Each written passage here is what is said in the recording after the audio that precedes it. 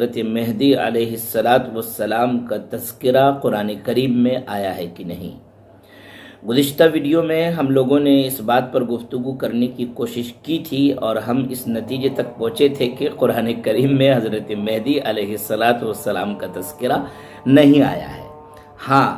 چند آیتیں ہیں جس کی تفسیر کرتے ہوئے علماء مفسرین نے حضرت مہدی کا تذکرہ لایا ہے، جیسا کہ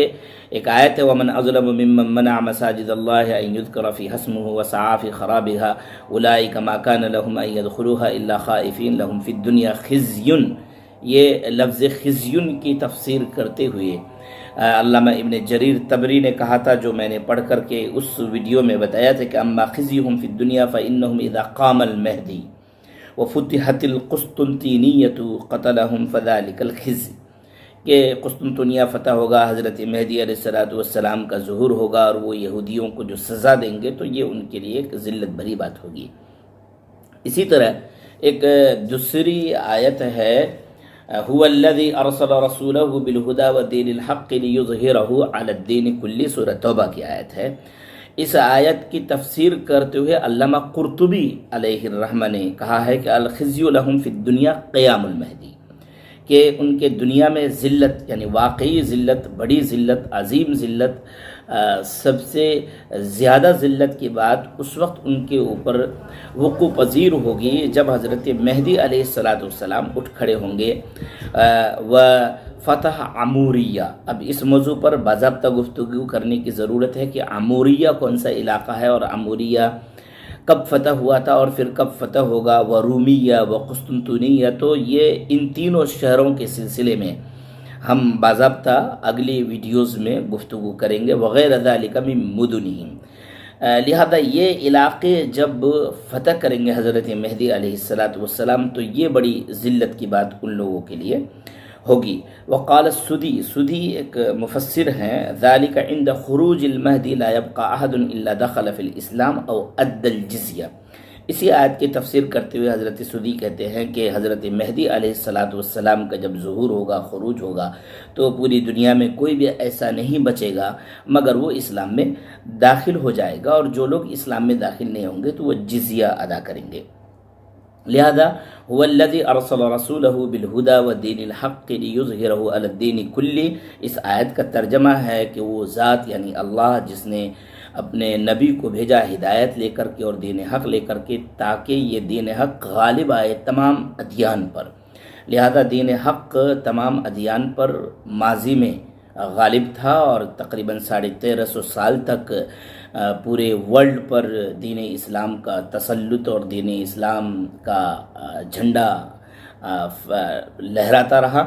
اور اس کے بعد پھر زوال آیا مسلمانوں کے اپنے کرتوت کی وجہ سے، وما اصابتکم من مصیبت الا بما کسبت ایدیکم۔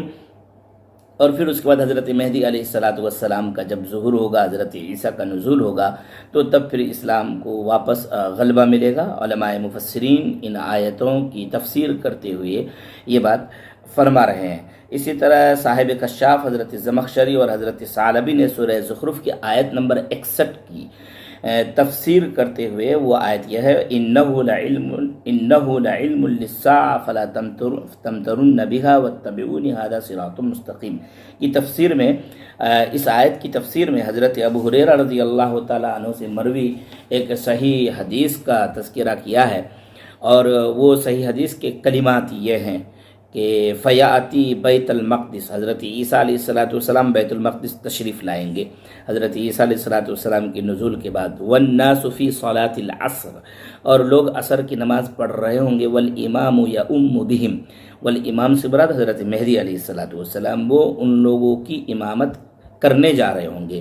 فیتأخر الامام، تو حضرت مہدی علیہ السلام کی نگاہ پڑے گی حضرت عیسیٰ علیہ السلام پر، تو وہ پیچھے ہٹیں گے، فیقدمہ عیسیٰ،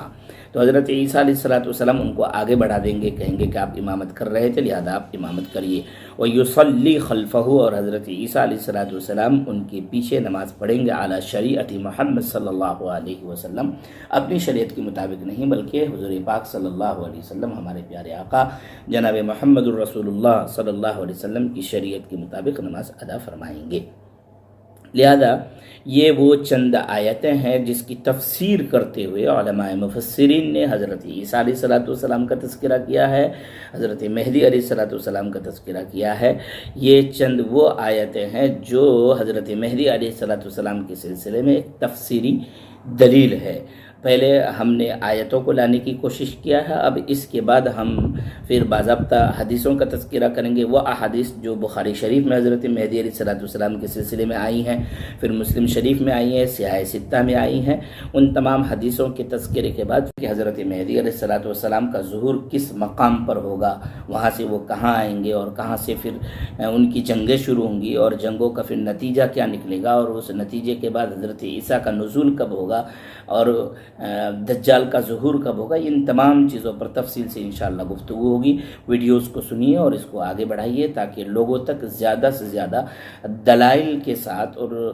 صحیح حدیث کی روشنی میں حضرت مہدی علیہ السلام کی باتیں اور حضرت مہدی علیہ السلام کے صحیح واقعات صحیح حدیث کی روشنی میں لوگوں تک پہنچ سکے۔ السلام علیکم۔